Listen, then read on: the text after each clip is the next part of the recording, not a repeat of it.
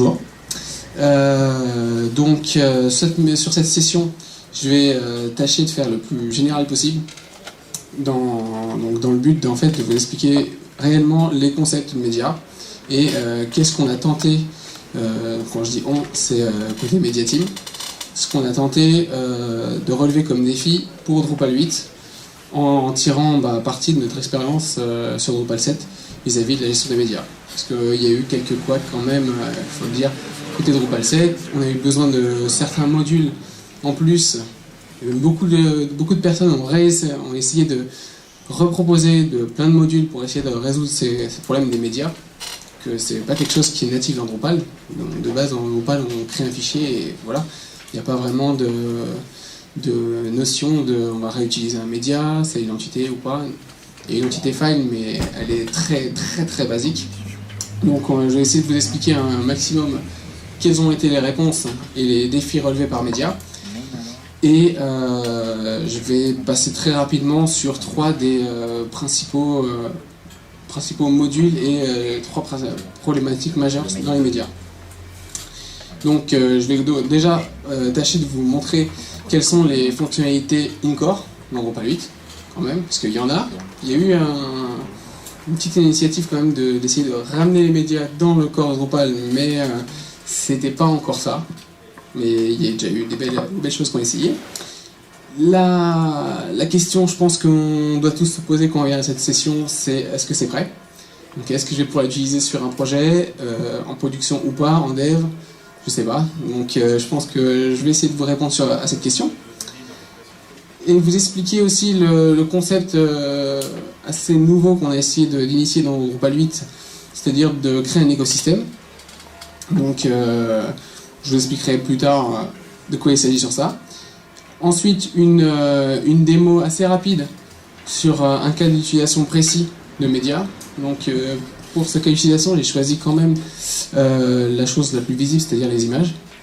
Donc on va juste voir un cas pratique, c'est comment on rajoute une image avec média, comment on peut la réutiliser, comment ça fonctionne et avec les modules de l'écosystème. Et rapidement ensuite, je vous inviterai à venir nous aider et participer. Je vous prouverai qu'on n'a pas besoin d'être un super expert pour participer dans la Media Team en fait. Donc pour montrer qu'on a besoin de tout le monde. Donc déjà moi c'est Alexandre Mahé, développeur Drupal chez DGTL, alias Whopper. Donc Whopper partout, hein, on voit bien Twitter, Drupal partout. Et donc je vais commencer déjà par vous montrer quelles sont les fonctionnalités du corps.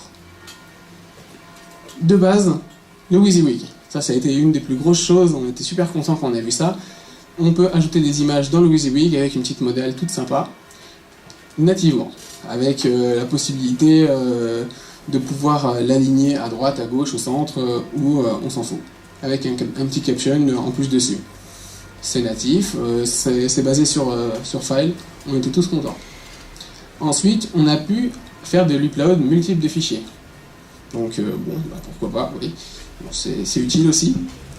Et on a eu une vue en BO des files existants avec leurs usages. Ça on l'avait dans D7, mais bon là elle est un peu mieux faite. Donc pourquoi pas. Même s'il y a parfois quelques petits bugs, surtout avec le cas des usages, pourquoi pas. Donc basé sur ça, on s'est dit, est-ce qu'on peut vraiment faire un site de médias avec juste ça encore? Clairement, un blog simple avec juste des champs images, oui, pourquoi pas. Si on n'a pas envie de les réutiliser, pourquoi pas. Mais pour un site entièrement basé sur les médias ou un site sérieux qui veut manipuler de l'image, du tweet, de la vidéo et X autre chose, ça va être très compliqué, ça ne nous va pas. Donc du coup, on s'est dit, déjà, est-ce que c'est prêt? Dans l'état, là je pense que je vous ai dit à peu près non. Hop.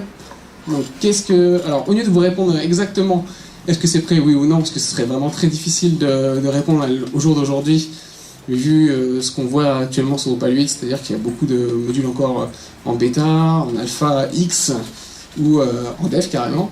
Donc c'est plus, je vais plus vous dire qu'est-ce qui est prêt en fait actuellement, qu'est-ce qui marche à peu près ou pas du tout. Actuellement, le stockage. Donc le stockage, il a deux noms dans Drupal 8.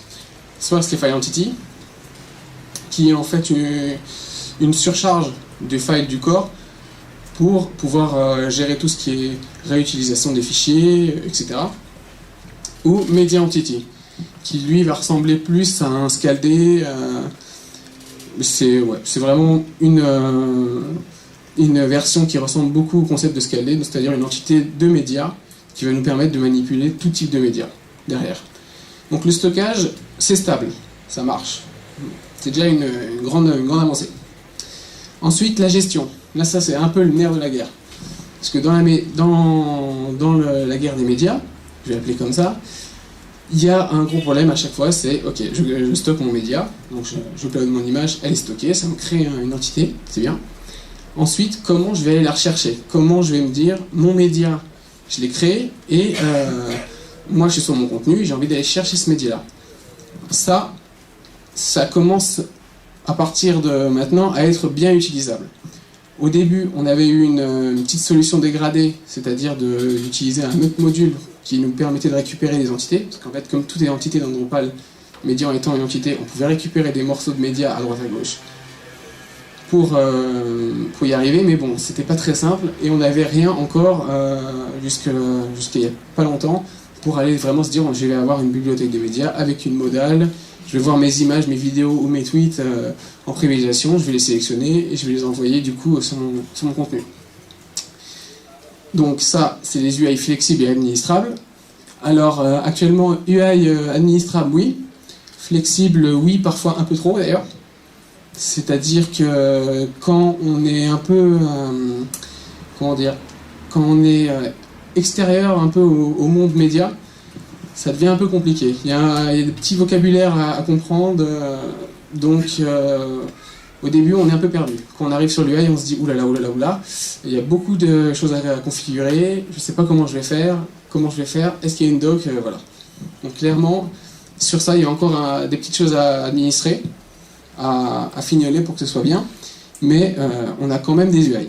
Ce qui n'était pas le cas il y a quand même pas très longtemps. Il y a à peu près un mois et demi, c'était pas... Je vous aurais dit, le problème c'est que vous n'avez pas d'UI. Et c'était ce qui se passait avant.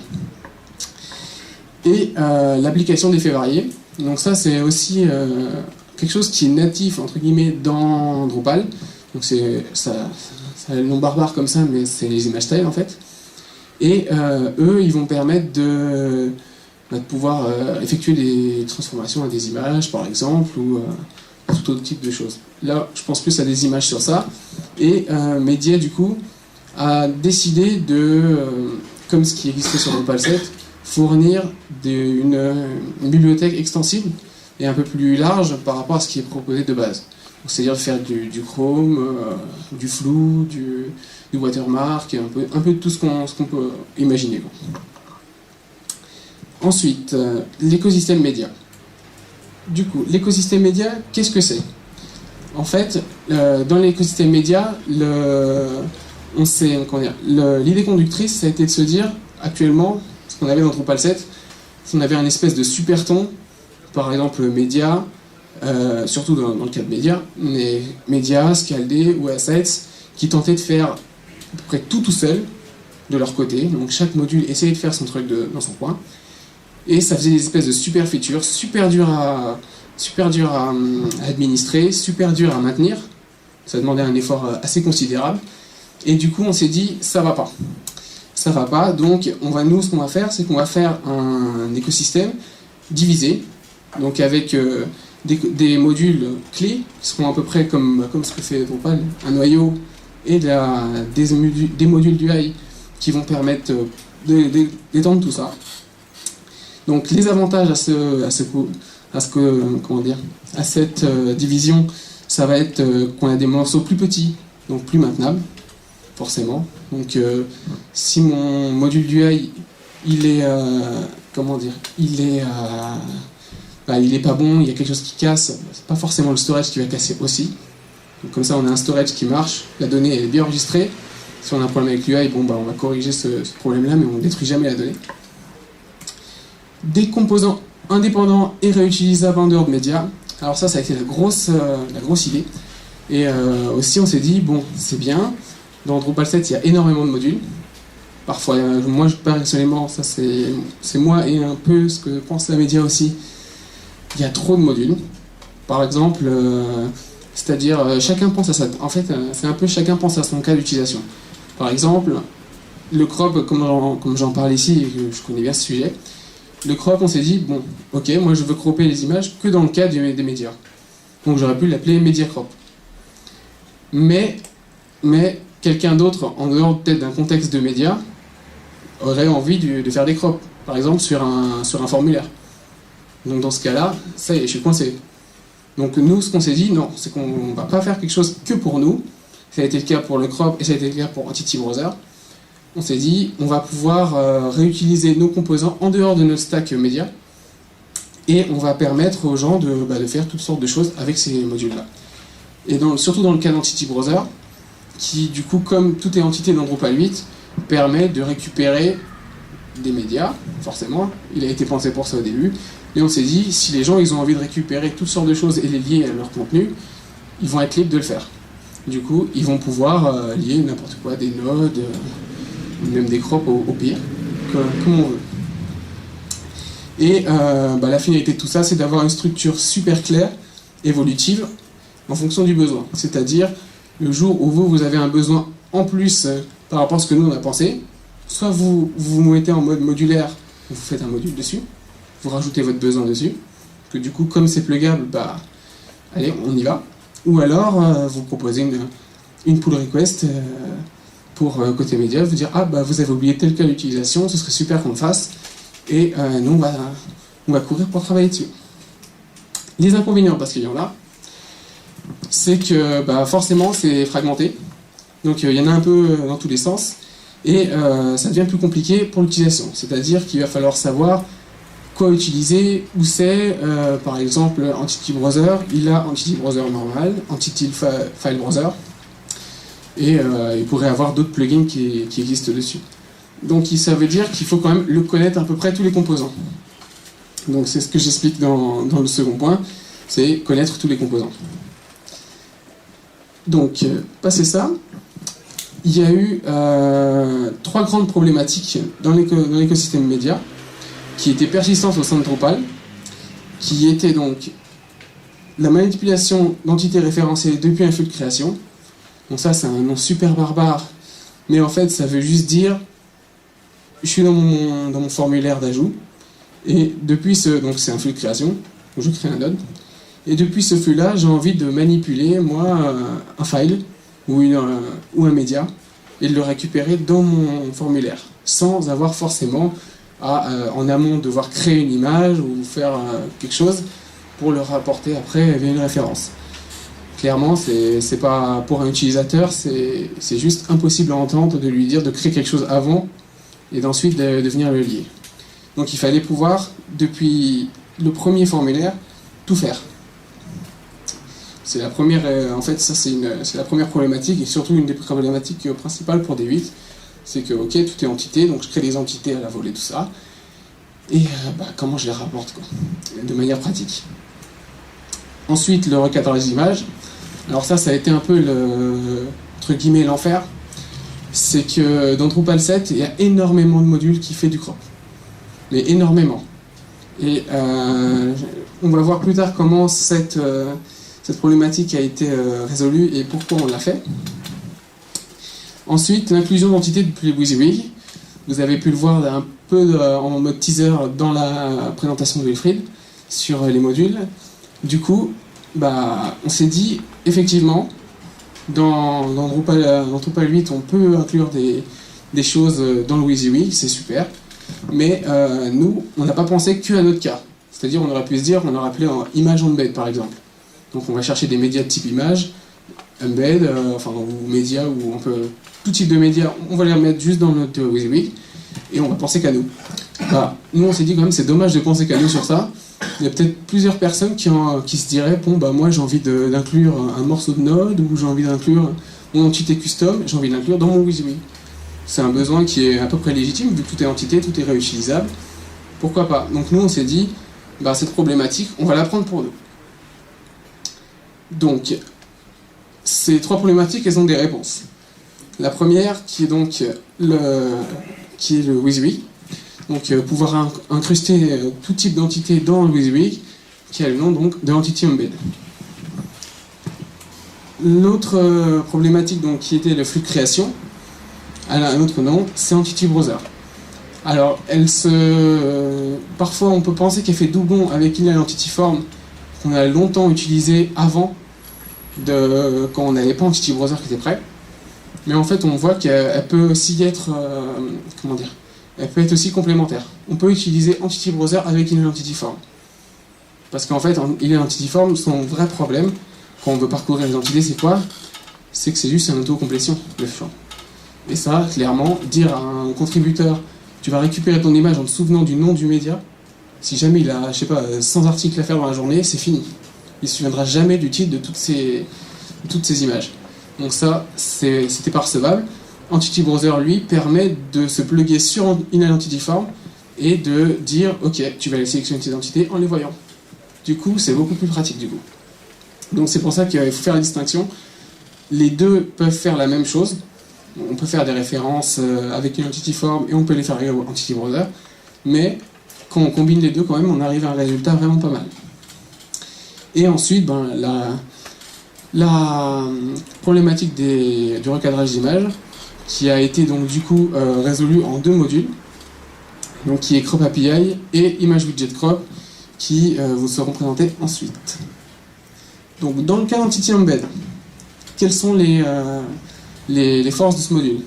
Il est simple d'utilisation, comme on l'a vu un peu avant, mais il suffit juste du coup de cliquer sur ce petit icône E, et là il va nous proposer un formulaire qui va nous permettre d'aller récupérer notre entité et de l'ajouter automatiquement dans mon browser, enfin dans mon WYSIWYG plutôt. Et du coup, je pense qu'on ne peut pas faire plus simple. On clique sur un bouton, on a une modale, on va chercher, ça se met dans son WYSIWYG, on le voit, c'est parfait. Ensuite, c'est les 100% administrables.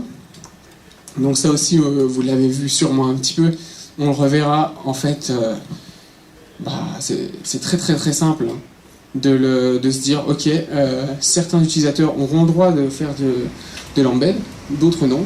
Donc c'est basé sur les permissions. On peut choisir l'emplacement dans sa barre d'outils sur lequel on va le mettre.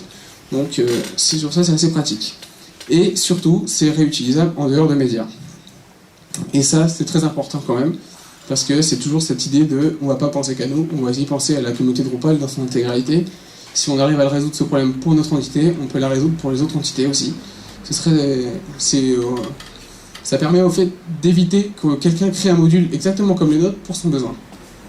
Du coup, si jamais il a un besoin différent de nous, il a un besoin de se plugger sur nous pour faire son module, il peut le faire, mais il n'aura pas tout ce qu'on a fait, tout le travail en fait qui a été fait au niveau des plugins, au niveau débugage, au niveau UI, il n'aura pas besoin de le faire. Il aura juste besoin de se plugger et rajouter son besoin dessus s'il a envie.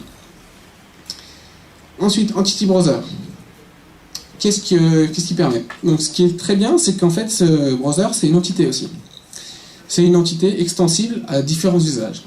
C'est-à-dire que vous allez pouvoir créer un browser pour les files, un browser pour les nodes, un browser pour les médias et un browser pour votre entité préférée, pour aller la chercher et créer tout type de... En fait, pour créer une modale spécifique à votre besoin. C'est pas quelque chose qu'on a créé dans le sens où on a dit la modale c'est ça, nous on a vu ça comme ça et vous vous en servez et vous en servez pas. Non, là c'était plus se dire ok, chaque partie dans la modale, vous allez pouvoir l'administrer, mettre le titre que vous voulez pour le petit tabs, et la liste qui sera générée, ce sera une views, du coup, de type Entity Browser, qui va vous permettre justement de créer la liste avec des filtres exposés ou non, mais une liste filtrée quand même par views, qui va permettre d'afficher que ce que vous avez vraiment besoin pour cette icône. Donc ça, c'est ce qui était donc l'administrabilité des modales et standalone. Et toujours très important, c'est réutilisable en dehors de médias. J'insiste beaucoup là-dessus. Parce que ça, c'est vraiment une idée géniale qui a déjà fait ses preuves avec surtout Commerce. On l'avait avec une Entity Form. Donc Crop API et Image Widget Crop, c'est 100% administrable au besoin. Effectivement, c'est 100% administrable au besoin. Pourquoi? Parce que l'utilisateur, il va vraiment pouvoir se dire, ok, moi dans mon site par exemple, j'ai du 16/9, j'ai du 4 tiers. Quand je suis en mobile, j'ai d'autres formats, peu importe lesquels, avec des ratios vraiment spécifiques. Et du coup, comme c'est une entité, Crop API, c'est une entité qui va vous permettre de stocker des zones de crop diverses. Et je vais pouvoir lui dire, moi je vais créer un type de crop qui sera 16/9, qui va retenir que les choses en 16/9 et qui sera pour mon desktop ou mon mobile. Donc c'est aussi avec une UI responsive et robuste. Pourquoi UI responsive et robuste, c'est parce que tout simplement Drupal 8 il est entièrement responsive. Si on avait une UI qui n'était pas responsive aussi, donc c'est-à-dire qu'on ne puisse pas cropper depuis un mobile, ça aurait été vraiment dommage. On aurait perdu vraiment, je pense, beaucoup de cas d'utilisation. Et du coup, il a fallu aussi se débrouiller pour créer une UI utilisable facilement, j'insiste sur le facilement, pour pouvoir cropper depuis un mobile. Et avec les petits doigts, c'est pas facile, parfois. Il a fallu s'accrocher pour créer quelque chose d'utilisable. Et surtout, c'est réutilisable en dehors de médias. J'insiste très lourdement là-dessus, parce que, typiquement, pour le cas que je vous ai évoqué tout à l'heure, on peut avoir besoin de cropper une image dans un formulaire. Donc du coup, le formulaire lui va permettre d'uploader une image, par exemple, et celle-là, je veux la cropper, moi, pour diverses raisons. C'est des cas d'utilisation. Notre idée conductrice depuis le début, ça a été de fièrement réutiliser ce que Drupal Commerce a fait, en fait. Donc, c'est-à-dire un espèce de super noyau, commerce, par exemple. Nous, c'est média, ou alors c'est file entity. Et autour de ce gros noyau, plein de petits satellites qui seront des composants de médias, mais aussi qui seront des composants réutilisables en dehors de médias. Pour ceux qui représentent des réels besoins, quand même. Par exemple, pour le crop, là, du coup, je peux gérer que des images là-dedans. Donc, c'est que pour les images des crops, quoi. Voilà. Et l'idée aussi principale, c'était de se dire, on va créer aussi, comme ce qu'a fait Drupal Commerce avec Quickstarter, ça va être de créer en fait une espèce de distribution complète qui va auto-installer toute la stack média. Et elle s'appelle Pinkeyes, mais elle n'est pas prête encore. Donc un cas pratique. Donc je pense que je vais vous la faire en live, c'est beaucoup mieux. Donc ça va être un cas relativement simple. Mais avant de commencer par vous montrer, je vais juste vous dire quels seront les modules qui vont rentrer en jeu ici. Donc déjà, il y aura Media Entity. Alors pourquoi Media Entity et pas File Entity? Tout simplement une question de point de vue, on va dire. Moi je travaille en principal avec Media Entity parce que je préfère travailler avec des médias, avec l'entité média, plus que les files. Ça c'est personnel.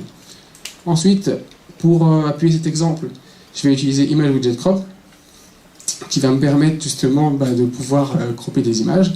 Donc ça veut dire que je vais utiliser mon Entity Browser, je vais utiliser quelque chose qui va me permettre de faire des références et qui va me permettre de cropper l'image et la rendre sur mon formulaire. Ensuite, je vais vous présenter du coup Inner Entity Form. Donc, alors pourquoi Inner Entity Form et pas Entity Browser? Tout simplement parce que Entity Browser, ce serait plus long de vous le montrer en fait. Il y a beaucoup de configurations. Il y a vraiment ce serait trop long. Clairement, ce serait trop long. Et ça, je pense que je préfère vous présenter ça dans un LinkedIn Talk spécialisé que pour Entity Browser parce que il y a beaucoup d'UI, il y a beaucoup de concepts à emmagasiner et là, du coup, ça ferait trop compliqué. Donc, Entity Browser serait plus dans un LinkedIn Talk que je vous présenterai. J'en profite juste avant de vous dire qu'il y a un guidebook qui est disponible pour Média et qui est assez complet, qui vous explique un peu l'architecture, comment fonctionnent les différents concepts d'Entity Browser, Embed et tous les modules qui participent à cette stack. Donc, pour l'exemple, ce sera donc avec Image Widget Crop exemple. Donc ça, c'est... Il permet juste de faire des... Enfin, de vous préinstaller Media Entity, il permet de vous mettre le crop en place et ça permet de créer quelques petits types de contenu automatiquement. Donc là, pour le coup, j'ai juste à aller créer mon contenu, parce que là j'ai envie de créer un contenu que moi j'ai appelé Crop Media Exemple, parce qu'il utilise Media. Donc, hop, on crée son média. Je vais créer une image, ok, avec l'entity form toujours. Ce serait plus joli quand même avec un Entity Browser, mais bon, on fait ce qu'on peut. Donc du coup, je rajoute mon image, d'accord. Ici arrive le moment où je vais devoir cropper. Donc vous avez bien vu jusque-là, je reste toujours dans le même formulaire. Hein, j'ai à peu près rien de spécial à faire, donc c'est assez intuitif. Donc là, je choisis une zone de crop. Donc là, je vais entourer lui. Parfait. Je vais créer mon média. Donc là, classique, dans l'identity form, je peux voir dans un petit tableau et je peux éditer, supprimer si j'ai envie. Je pourrais en rajouter plein, ça dépend si je suis en multivalué ou pas. Et je mets un body. Tout classique. Là, si tout se passe bien, voilà. Bon, là, ça c'est le mode de rendu qui veut ça parce que c'est classique, j'ai tout laissé. Mais j'ai bien mon image recadrée, qui est visible comme j'ai eu envie de l'avoir. Si jamais j'ai envie de l'éditer, donc et d'éditer mon média, je peux à tout moment aller l'éditer et modifier. Et hop, je update et je balance. Voilà. Donc ça c'est un vraiment très rapide aperçu de ce qui est possible de faire. C'est beaucoup plus puissant et ça peut faire énormément de choses. Ça s'adapte énormément à vos cas d'utilisation. Mais ça, je pense que c'est plus simple pour se rendre compte de comment ça fonctionne. Ensuite, ce qui est important de savoir, c'est que l'écosystème média, il est vaste. Il est, comme vous pouvez le voir, il y a pas mal de modules. À chaque fois, on essaie d'en rajouter dès qu'il y en a un cas d'utilisation qui se fait sentir. Donc, Entity Embed que vous connaissez. Drop-Zone.js que vous avez sûrement déjà vu, ça vous permet d'avoir en fait un multi-upload un peu plus sexy, on va dire. Donc qui vous met un petit loader et une croix, enfin une petite coiffure quand c'est prêt. Pinkeyes qui est en fait la distribution complète de médias, qui va vous installer tout ça. Donc ça c'est plus pour prouver comment ça fonctionne, comment on fait pour l'utiliser, plus que pour se dire on va installer Pinkeyes et tout va marcher. Et je ne vais pas faire la liste complète, et sûrement bientôt le vôtre, si vous avez envie. Ce qui fait de la transition, donc on a besoin de vous. Ça c'est plus pour, justement, plus pour tout le monde. Donc on a besoin de vous dans tous les domaines en fait. Donc comme vous avez pu le voir, on a besoin de vous dans les UI, parce que quand même, même si c'est sympa, même avec Entity Browser qui est un peu plus joli, ça reste quand même pas très fluide, c'est pas très beau, on n'a pas le genre du drag and drop qui fonctionne bien avec une sidebar. On pourrait le faire, mais on n'a actuellement pas les UI, et du coup il faut des gens pour tester, il faut des gens pour penser les UI, des gens pour le développer, et des gens juste pour dire c'est pas bien votre truc, ou ça me plaît pas, moi mon cas d'utilisation c'est plus ça mon idée, et donc proposer et faire avancer un peu le monstre, on va dire. Et du coup, je vais en passer à vos questions. Si vous en avez.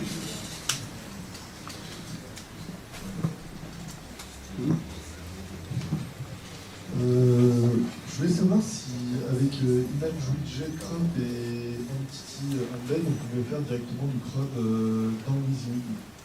Alors, ça, c'est un cas d'utilisation qui m'a été demandé au moment du développement au moment où Entity Embed a été utilisable. Image Widget Crop, il a été prêt avant Entity Embed en fait. Donc du coup, ça c'est un cas d'utilisation qui pour moi n'était pas prévu. Il doit marcher. Il doit marcher pourquoi? Parce que Entity Embed, au moment où il récupère l'entité, il met le formulaire. Si jamais il y a un formulaire. Donc après, je pense qu'il faut le configurer et tester, voir si ça marche. Mais normalement, oui, il doit pouvoir le faire. Et ce serait vraiment dommage qu'il ne le fasse pas, du coup, parce que Alors, on doit avoir envie quand même de cropper une image, même dans le WYSIWYG. Et à confirmer.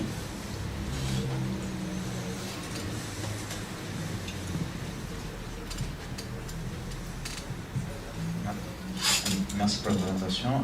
Je voulais savoir par rapport à File Entity, Oui. donc c'est juste améliorer la gestion des files comme il y a dans le noyau, c'est ça? Ouais, c'est Alors, l'extendre. Et du coup, comme il y a Media Entity à côté, ça fait doublon. Totalement. Dommage. C'était presque deux doigts de la réunification. Bah, alors sur ça oui, ça a été... Du coup, pardon, désolé. Oui, pas de souci. Du coup, File Entity, on essaie de l'oublier pour se concentrer sur Media Entity ou certains projets nécessiteront l'un ou l'autre, ou les deux? Alors, pour répondre à cette question, en fait, il faut se demander pourquoi en fait il y a les deux. D'accord. Media Entity, en fait, c'est pour moi la grosse machine. C'est-à-dire, c'est quand je vais avoir besoin de sûrement mettre des files différents, autres qu'un média, enfin autre qu'une vidéo ou qu'une image, autre chose qu'un fichier. Ouais. Quand je vais avoir besoin de plus d'un fichier, quelque chose de distant, un tweet, il va falloir de l'intelligence pour récupérer tout ça, alors je vais prendre Media Entity. Parce que Media Entity, en fait, il fonctionne avec des providers, et dans ces providers, je vais rajouter de l'intelligence qui va faire le travail à ma place. Dans l'esprit Scaldé. Un esprit entièrement... Media Entity, en fait, c'est vraiment inspiré de Scaldé. Sur ça, c'est la grosse idée, et c'est ça qui fait qu'il est aussi bien, il est pratique. Non, je ne vends pas du tout Scaldé. Et File Entity, lui, ça va être vraiment, quand je veux vraiment gérer que de l'image, j'ai juste besoin d'une petite surcouche par rapport à ce qui existe déjà dans le corps, et je vais rajouter ma petite brique par-dessus et gérer tout ça comme ça. C'est pour ça qu'il y a les deux qui coexistent bien, et d'ailleurs, les mainteneurs, que ce soit de Media Entity et File Entity, sont dans la même boîte et travaillent ensemble. Donc c'est que tout cohabite bien là-dedans.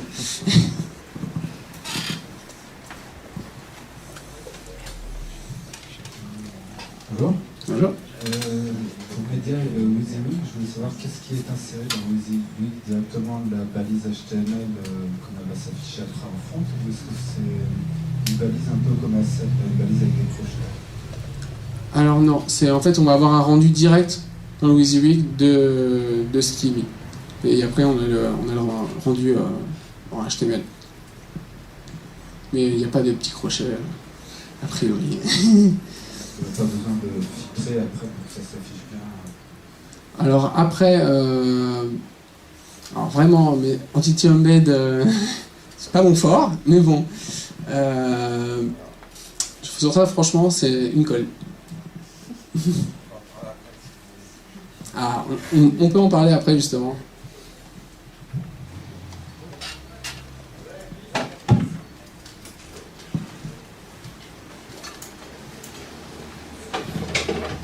Donc, concernant le WYSIWYG, si ça injecte directement le HTML, si par exemple sur le média on avait un champ légende, si on le met dans le WYSIWYG, on modifie le champ légende après, ça ne va pas se mettre à jour automatiquement dans le WYSIWYG. On va être obligé de supprimer l'aperçu de ce média pour le réinsérer, pour mettre à jour les informations du média. Normalement non. Non, parce qu'il récupère l'entité en fait. D'accord. Donc comme lui, c'est juste un moyen de récupérer l'entité depuis le WYSIWYG. Si ça se met à jour de l'autre côté, il va se mettre à jour. Par contre, il y aura les caches. Il faudra juste faire attention aux caches.